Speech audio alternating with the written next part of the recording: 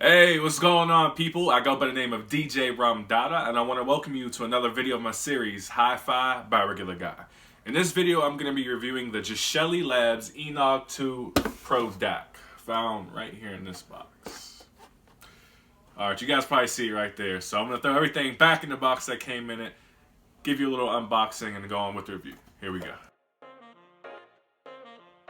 So here's the box, plain and simple box, made in the USA. We'll give it a little spin.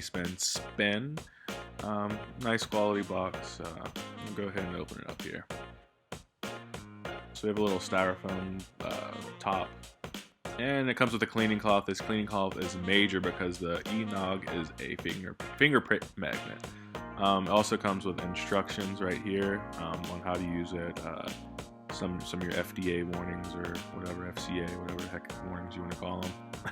A sticker, and another decal as well. I actually have that decal on my laptop. It's great.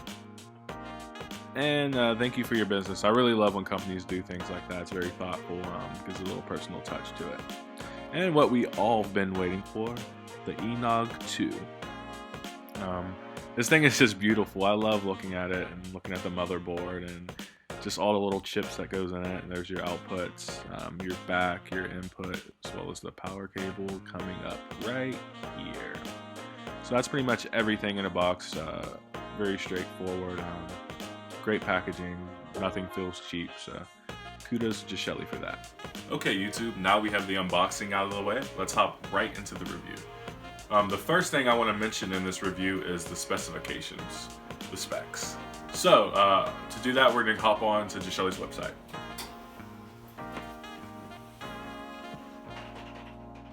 Okay, so I'm going to bring up the specs here. Over in the right-hand corner, we have the original Enog series. And in the middle, we have the Enog 2. I guess the major thing that they changed, it looks like, is the chipset. The original had an AK4490, and the new one has an AK4493. To me, that's all foreign language. I'm not really sure what all that means. But for all of you that do know, there it is for you guys to compare the original to the new.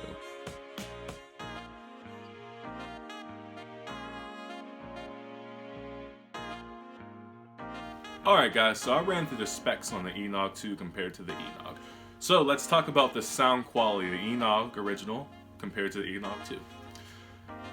The headphones, listening to headphones with the Enog 2 sound exactly the same to me from the Enog original series. And that's not a bad thing. That's not a bad thing at all. There's some companies that will have an upgraded version of a product. Upgraded, we'll do air quotes, because they upgrade a product, it's just a newer product, and they cut a lot of corners, they use cheaper parts, they're just looking to yield a bigger profit. I don't believe Geshelli did that with this because I'm getting the same quality I got with the original.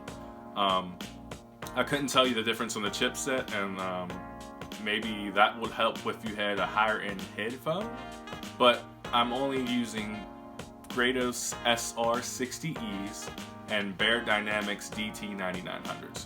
Those aren't the highest of the highest end, but they are very good quality headphones. So maybe if you have a better headphone, you can tell a difference between the original and the two, but I personally can't. Still awesome, still great. Check out my review on the original to see how amazed I was with the headphone quality, but the headphones sound amazing. Where this did excel for me is with my studio monitors and my powered speakers. So me being a DJ, I can't listen to all my music on headphones. All of my music through headphones. It sounds different when you're in a club. It sounds different when you're on bigger speakers.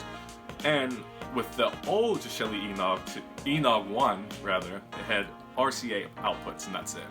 So I had to go RCA to 3.5 to quarter-inch adapters to connect those. And then when you connect them, you can only put in one little notch in the RCA or the quarter-inch adapter, or you'll get static, or it'll sound crazy because it's not the proper balance. So the XLR outputs is just amazing to me because I can have a long 50-foot run from one side of my house to another side of my house, and it sounds great. And I'm always an advocate for XLR cables over RCAs, just from the signal to noise ratio, because I'm usually using a lot longer runs, so the signal to noise on XLR compared to RCA is a lot better.